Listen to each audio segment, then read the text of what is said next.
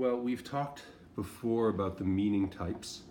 That's one of the more fundamental ways to think about the way that a text works, the way that we need to approach a text in order to write an essay, in order to have our understanding of what the text is. And so from that video, you should have an idea of what the final output looks like, what the result looks like of our understanding. What I'm going to talk about today a little bit are the three modules that we use to arrive at that output. And I call that the output because we first have two stages of input, two modules that we use to create the input, and a third, the output. And I'm going to explain what I mean by input and output. But the important thing is that this is the process. These are the steps that we use in order to arrive at that understanding.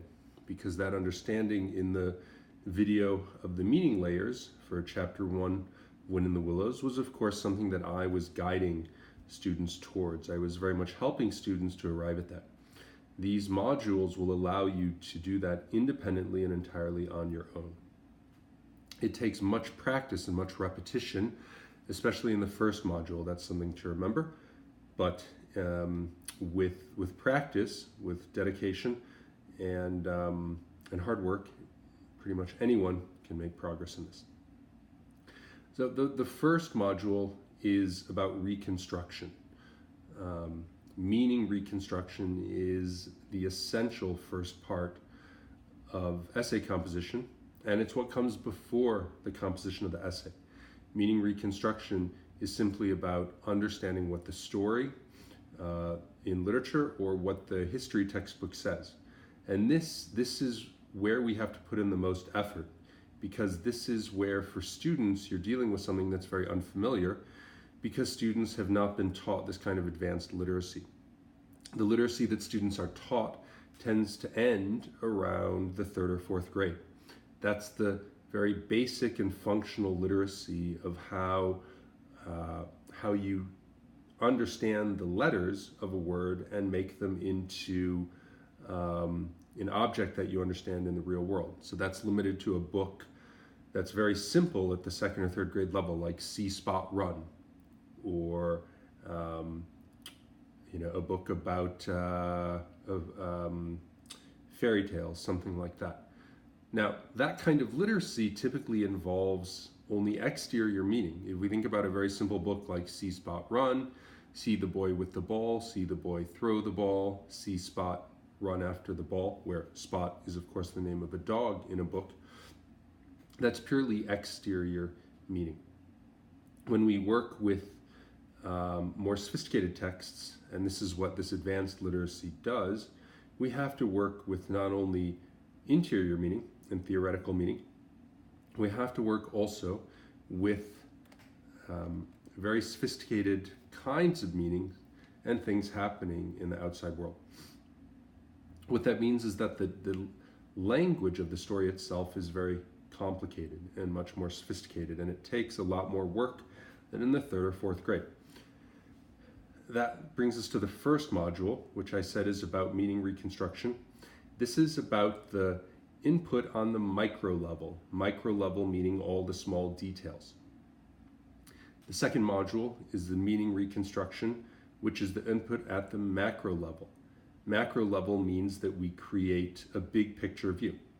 So module 1, if we're looking at the details of the input, that is the micro level of the input, we're looking at the textual layer of language. That's very important. The first module, the reconstruction, is about analyzing the textual layer of the language. And when I say textual layer, I mean simply what the book says. The reason I say textual layer is because we need to realize how much attention this requires, and that's not something that's typically taught. Typically, it's assumed that readers can automatically understand the textual layer. I believe that's mistaken. I have worked myself very hard to study language, and the reason why we have to study this textual layer so closely is that we have to create the reconstituted reality. Reconstituted reality means we actually understand what's happening in the story.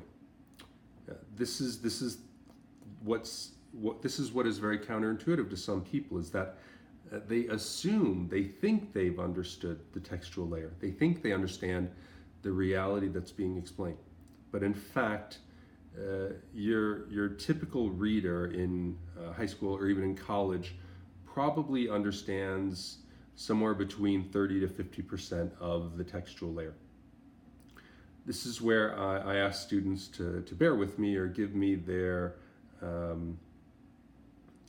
trust that if they embark on this process of reconstruction through a great deal of repetition, they'll see what 100% reading comprehension is. And this is one of the most difficult things, is that readers have to remember that what they think is understanding the text is actually a very low level of understanding. Now, when we create this reconstituted reality, probably the fundamental purpose is to create a paraphrase. A paraphrase means we take the language in the text and the reality that's happened, and we restate in our own words what has happened, what that reality is. In order to do this paraphrase, we have to first treat the text as something that's called a language puzzle. So the paraphrase is going to create the independent reconstruction. That is your independent grasp of what the meaning of the text is. The meaning of the text is the reconstituted reality. But in order to do that, we have to use a very specific method to analyze the textual layer of the language. And that specific tool is what I call the language puzzle. Or rather, we have to look at the language, look at the text as a language puzzle. And I'm going to explain now what that means. What that means is, when we have a sentence in a book, we have to break down every single word and every single verb and noun, and we have to understand first each word. That's the diction. But we also have to understand the structure and the interaction of all these words. That is the syntax. Now, when I say language puzzle, what that means is that we have to study the diction and syntax repeatedly, because often complicated sentences will not yield up their meaning after one cursory reading. We have to read it 2, 3, 4 times, perhaps even on multiple days. Perhaps if we're reading the first chapter in a novel, what we have to do is read that one chapter 2 or 3 times the first day. Then the second day, we need to read it 2 or 3 times again, and perhaps again on the third day. Now, as I discussed elsewhere on the website, using audio readings of text is a great help, because it helps us to practice studying the language, practice looking at the language puzzle simply by listening through repetition. That allows our subconscious to do quite a lot of work. Let me get back to the language puzzle though, because I want to finish explaining that. As I was saying, we need to study the diction and the syntax. The diction is just the technical term for the words. The syntax is the technical term for how the words are organized and structured and how they interact. The reason we have to look at this as a language puzzle is because if we don't, we're going to assume that we understand what the sentence says. If we don't think about the language puzzle, we're going to attempt to paraphrase a sentence or a paragraph without really understanding what the text says. Now, I remember from college, I had an instructor who, when students would say something about a text that did not make sense, she would say, remember, you have to stay with the text. You have to stay right with the text. What that means is one of the great difficulties students have is that they will paraphrase what the text says, but they'll be entirely mistaken because they've not paid attention to the text. They've not treated the text as a language puzzle. If you try to paraphrase what the text says, if you try to come up with your own independent reconstruction of the meaning without paying attention to the language puzzle, you're going to essentially make up the meaning. You're going to invent meaning that has no basis in the text. This is something that's very important for critical thinking, is that critical thinking is evidence-based. If we say something in a proposition, if we assert a point, that point must have textual basis. That's an important phrase, textual basis. That means there is evidence for what we say in the text.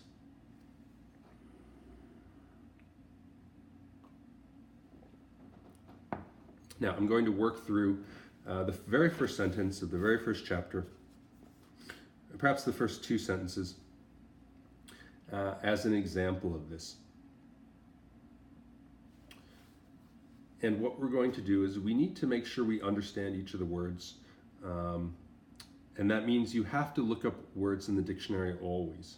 If you ever see a word in a book that you don't know, you must look it up in the dictionary. I recommend also jotting down in the margin somewhere, either at the top or the bottom of the page perhaps, what the meaning is. Writing down the meaning is not because you'll look back at it, but because writing it down will help you remember better what that meaning is. Now, when we, as I was saying before, the reason the language puzzle is so important is because that is the first step to making a good paraphrase. When we work through the language puzzle, our propositions will be evidence-based because we are staying with the text. Studying the language puzzle allows us to stay with the text and to not invent fantasies that have no basis in the text. Obviously, we don't want to do that. We don't want to make stuff up. The mole had been working very hard all the morning, spring cleaning his little home. That's the first sentence from chapter 1. That's a fairly simple sentence, but it's good to work with a simple sentence to give you an example of what the language puzzle is. First, we have the mole, so we know who the main character is. A mole is a kind of land animal, a mammal. He's working very hard. So he's obviously working, but he's not working at something easy, but he's working hard. Then we know, how long has he been working? Well, he's been working all the morning, meaning he was perhaps up early, but it's been a long time. Spring cleaning his little home. Aha, so this is very important. When we work with a language puzzle, we need to identify what the most significant point is of a sentence. Here, if we only identify the words working very hard all the morning, if that's all we see in the sentence, then we've missed the central idea. If you read the sentence and you just think, oh, he's been working hard this morning, then you've not got the main meaning. Because the main thing we want to know is, at what has he been working very hard? Well, he's spring cleaning his little home. This is important. Spring cleaning, so we know what time of year it is, we know it's the spring. His little home, if it's little, we know it's not a great big home, but it's very modest. Good. Now this first sentence, of course, is very easy, and it might seem a bit silly to take this kind of attention to it, but we really must pay attention to every single sentence, because you don't know when a sentence is going to be easy and you don't know when it's going to be difficult. Second sentence is a little more difficult, simply because there's a lot going on, and we need to notice also that there are different things happening. I'm going to read the second sentence now. First with brooms, then with dusters, then on ladders and steps and chairs, with a brush and a pail of whitewash, till he had dust in his throat and eyes, and splashes of whitewash all over his black fur, and an aching back and weary arms. Another important part of the language puzzle is that we have to break each sentence into its different parts. That is, each sentence is made up of different clauses, and the clause can be identified by having a self-contained meaning. So in this sentence, the semicolon helps us a little bit by telling us, but not always. We know that In fact, that first semicolon we can overlook because I think the first part of this sentence would be first with brooms, then with dusters, then on ladders and steps and chairs, with a brush and a pail of whitewash. Even though we have a semicolon there, that semicolon is separating what are very similar elements, namely the tools, the items that the mole is using to clean his house. We know he's using brooms and dusters. So a broom, of course, to sweep the floor. A duster, meaning a handheld cleaning tool that wipes dust away, not from the floor, but from tabletops or cabinets or bookshelves. Then on ladders and steps and chairs. So ladders, steps, and chairs, those are all, well, a ladder he's using to get higher up on the wall, perhaps to the ceiling. Steps and chairs, the steps are probably the steps on the staircase. And then the chairs, perhaps he's standing on the chair, or perhaps he's cleaning the chair. I'm not sure. This is important. When you're reading and you don't know for certain what's being said, you need to identify what the possible meanings are. Maybe you won't resolve what the correct meaning is, but you need to be aware that there's more than one possibility. And again, this sentence is relatively straightforward, but you'll see even here, even for me, something like chairs, it's not entirely clear to me how he's using the chair. The ladders, okay, it's clear. A ladder is something you use to stand up on. You lean it against the wall and you'll be able to reach higher on the wall. And the steps, I assume they're on the staircase, the steps on the staircase. But chairs, maybe he's standing on the chair in some part of his house. Maybe he's cleaning the chairs with a duster. We don't know. And then with a brush and a pail of whitewash. Now this is important. Elsewhere we'll talk about this in greater detail, but indirect meaning is a very important part of what we do when we're dealing with the textual layer, which is the first module. The first module is all about the textual layer of language, and indirect meaning is a crucial part of that. Why do I say that for with a brush and a pail of whitewash? Well, it's because in this case, for whatever reason, if you hear brush, you're not exactly sure what the brush is for. The author has not specified.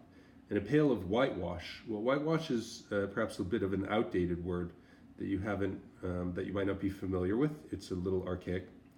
But whitewash is a kind of paint. So what it means to say a brush and a pail of whitewash is that the mole has been painting the walls. This is where indirect meaning is so important in more sophisticated texts. I mentioned earlier the third or fourth grade level, the primary school level, see Spot run, see the boy throw the ball, see Spot chase the ball. In those texts, all the meaning is directly stated. There's no hidden or indirect meaning. Whereas here, already in the second sentence, which seems very, very straightforward, we see that there's hidden meaning. Hidden because it's only indirectly stated. What's stated is that he's spring cleaning his home with a brush and a pail of whitewash. But in fact, what he's doing is he's painting the walls. That's not something we'd automatically think of with spring cleaning. And it's not something that the author has either stated directly. It's something that we have to infer. Inference or induction is a very important part of how we work with textual layers in pretty much all the modules. For now, you see that the indirect meaning here about the brush and the pail of whitewash is about exterior meaning. Painting a wall is just exterior meaning. Later on, we're going to use inference and induction for interior and theoretical meaning, which are the most important ones. But in principle, it works the same way, that there are words in the textual layer which give only a limited direct meaning. The most important meaning is indirectly stated. Namely here, the indirect meaning is that he's painting his walls. But the only direct meaning we're given is with a brush and a pail of whitewash. The only direct meaning we're given are the objects A brush, which is in fact a paintbrush. We might think it's a hairbrush or because it doesn't specify, so that's also a little indirect. Likewise, a pail of whitewash, because this book is a little bit older, some of the words are a little archaic, you might not recognize that as paint. So that's why looking up words in the dictionary is important. If we look up whitewash in the dictionary, the first definition says a solution of lime and water or whiting, size in water, used for painting walls white. Here, also, when you look up words in the dictionary, it's important to look out for what's the most important and most relevant part of the definition. The fact that it's a solution of this or that doesn't really matter to us quite so much. What we really want to know, what's really helpful, is that it's used for painting walls white. Now, that is I think the end of the first part of the sentence. You'll recall I said with the language puzzle, we have to make sure that we break the sentence into its different parts. So I'll read that again. And as I read the first part again, I want you to think about what you understand about the sentence that you didn't understand before. For many people, this understanding will be about a visualization. You might have a picture in your mind of what it looks like for the mole to be doing these things. That's very helpful for students to be able to check that they have a full 100% comprehension of what the sentence is conveying. That is a full 100% comprehension of what the reconstituted reality is, which is, of course, the meaning. The meaning of the sentence is the reality that the reader reconstitutes. Again, the first part of the sentence. First with brooms, then with dusters, then on ladders and steps and chairs, with a brush and a pail of whitewash. Now, some people, in fact, can't envision anything. I, in fact, cannot really see very much when I read, so I rely very much on the language. So it's okay. Perhaps you also cannot envision what's happening, but many people can. That's the first part. It ends with whitewash. Now, when you're reading, one useful thing you can do is I like to write a parentheses around each part. That way I can see and visually study each part of the sentence. All right, the second part I will read now. It continues after whitewash. It begins, till he had dust in his throat and eyes, and splashes of whitewash all over his black fur, and an aching back and weary arms. Now here, I think I would break this into two parts, in fact. The first part ends with fur, ends with splashes of whitewash all over his black fur. Rather, this is the second part of the sentence. Till he had dust in his throat and eyes, and splashes of whitewash all over his black fur. This is talking about, and here, remember, when we paraphrase, we have to first treat the language puzzle, meaning we have to make sure we understand what each sentence is, what each word means, and how the words fit together. Another very useful tool when we're working on the language puzzle, when we're studying the language puzzle, is to identify the most significant words. These significant words help us focus in on what is the most important meaning being conveyed. What's the most important action in reality that's happening in the sentence? Here, I would say the main words are dust and splashes of whitewash. Now, of course, we have to understand the dust and the whitewash in the context. Those words alone will not tell us what is happening, but they help us focus on what's the most important thing in the story, in the sentence, rather. So he has dust in his throat and his eyes. That's what we need to understand. So what that tells us is not only is his house, is his little home very, very dusty. So it's gotten very dirty over the fall and the winter, which has preceded the spring cleaning. But also he's gotten it in all over his face, in his throat and his eyes. That means he's been very vigorously, he's been very vigorously dusting and sweeping around, that he's kicked up a lot of dust. Likewise, the splashes of whitewash all over his black fur. Here we know that he's been painting, and when you paint, paint gets everywhere, so he's gotten it on his black fur. Something else we might notice here, which is a little bit more of an advanced technique that we'll discuss later, is that we have a contrast between the whitewash and his black fur. Now in this sentence, this doesn't really signify very much. Oftentimes these kinds of contrasts will have great metaphorical meaning. But here it's just the distinction of the white and the black. Finally, the third part of the sentence, and an aching back and weary arms. The reason I separate this part from the other two parts of the sentence is that this is about his body. This is how his body feels. The second part was about the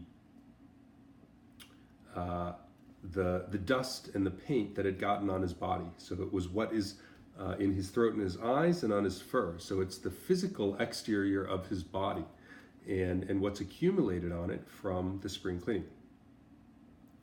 The third part of the sentence is about his body and how it feels on the inside, his aching back and his weary arms. Obviously, if his back is aching, there's nothing on the outside of his back that will show a mark, unlike the whitewash and the dust. Likewise, his weary arms, if you look at your arms after working a great deal, you can't see that they're weary. Now that we've finished that, we can tell what the three parts of this sentence are. The first part, with the brooms, dusters, etc., tells us the different kinds of tools he's used to clean his house. And again, we have the indirect meaning of painting with the words brush and a pail of whitewash. The second part of the sentence tells us about the outside of his body and the wear and tear that's been accumulated on the outside of his body from this spring cleaning. The third part of the sentence tells us about the wear and tear on the inside of his body, meaning not the physical surface of his body, but the interior physical components of his muscles in his back and his arms. So you'll see this is a good example of what a paraphrase is and what an independent reconstruction is. When we're doing the paraphrase, we do not want to repeat the words in the sentence. We want to use our own words. You'll notice the first part I referred to the objects that he's using to clean his home. I don't say this is about the brooms and dusters and ladders, because if we just repeat the words from the sentence, we've not actually paraphrased it. We've not made our own independent reconstruction.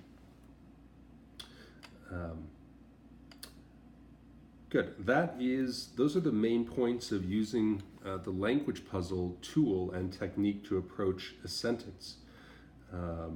Again, this sentence is not that complicated. Many sentences are much more complicated, but that makes it all the more useful to see how subtle the differences are that you might very easily overlook. That there are three distinct parts, and to understand these parts, we have to break the sentence down and see what the separate parts are. And in the paraphrase, in the independent reconstruction, we have to identify what makes each part different. This is another form of indirect meaning, to say the first part is about the tools he uses, the second part is about the physical surface of his body, and the third part is about the muscles and the interior of his body. Let me return now to briefly talk about the other modules. Now this is module 1. This language puzzle is how we analyze the textual layer of a language. The first part is we work on the language puzzle. The second part is that we create a paraphrase of our own independent reconstruction. This allows us to understand the full meaning of the sentence. By understanding the meaning, we recreate the reality that is being told in the text. Now, we have to do that repeatedly for every sentence and every paragraph. And I know, based on how long that took, that might sound immensely laborious. And in the beginning, it must be. You must take a great deal of time with each chapter for the first book that you read with great care. Later on, it becomes much faster, where it's not going to take as much time. Obviously, now if you're learning, it's going to take more time. The second module is also meaning reconstruction, but this is more on the macro level, meaning the big picture. This macro level also creates what we call first order knowledge. This first order knowledge is our way of knowing what this reality is. Now, the first module is about reconstituting this reality on the micro level, sentence by sentence. The second module, the macro level of this reconstituted reality, is about identifying the major passages. And for each chapter, for the second module, we will identify what are the most important events that happen, and we'll create a first synopsis. This first synopsis consists primarily of the exterior meaning of simply what has happened. However, this first synopsis will also contain many interior fragments. Now, the second the second synopsis of Module 2 entails taking these interior fragments from the first synopsis and annotating them. That means working with these interior fragments to create a whole understanding of the interior meaning. We talked about indirect meaning. One of the ways the text is indirect in its meaning especially is with the interior meaning. The text typically only gives us fragments of the interior meaning. So a major task in creating first order knowledge is to identify what these interior fragments are and to begin to see how we can understand them better. The reason we need to work with them specially is that the text itself is structured around the exterior meaning. The text tells a story of reality. This reality takes place in exterior meaning. However, the whole purpose of the essay is to identify the interior meaning. So if you think about the first order knowledge, in the first order knowledge, we have to first identify the big picture of the exterior meaning. We have to know what the exterior meaning is. So we create a first synopsis of each chapter. Ultimately, the chapters together will create a full synopsis of the entire story. But then we need to identify the interior fragments that are contained within that exterior structure. And we have to extract these interior fragments and begin to arrange them in their own synopsis. In first order knowledge, we can begin to annotate them, meaning we can begin to think about indirect meaning that these interior fragments contain. This still is the input stage. The third and final module is where we work with the meaning pattern, and this is creating second order knowledge. And to create this second order knowledge, we take the interior fragments and we create, in the third module, we create a whole structure of the complete interior meaning. This is what the pattern is. In the same way, in Module 2, the synopsis has a complete structure of the exterior meaning. In Module 3, the meaning pattern is the complete structure of the interior meaning. As well, in Module 3, we will work with this interior meaning and transform this into the theoretical meaning, which we use to devise the topics that constitute the different paragraphs, and which will work together to create an outline. There are a couple other modules for the final essay about topic cohesion, for the introduction and concluding paragraphs, and there's a module as well about prose flow and the paragraph structure. I'll discuss those in greater detail in a later video. For now, the important thing is that I hope you understand what the three modules are, but especially I hope you understand what it is we do in Module 1 for the meaning reconstruction. Especially, I hope you understand that we have to pay close attention to the textual layer of language. We have to laboriously repeat our study of this. We have to we have to treat each sentence as a language puzzle. That means we have to see what is the syntax and the diction. We have to look words up in the dictionary. We have to make sure we reread the sentence until we understand it. Then we break it into the different parts, and for each part, we create a paraphrase in our own words explaining what the main point is of that part of the sentence. And we do this for every sentence in every paragraph of each chapter. I hope you found this helpful, and I look forward to seeing you again. Thank you.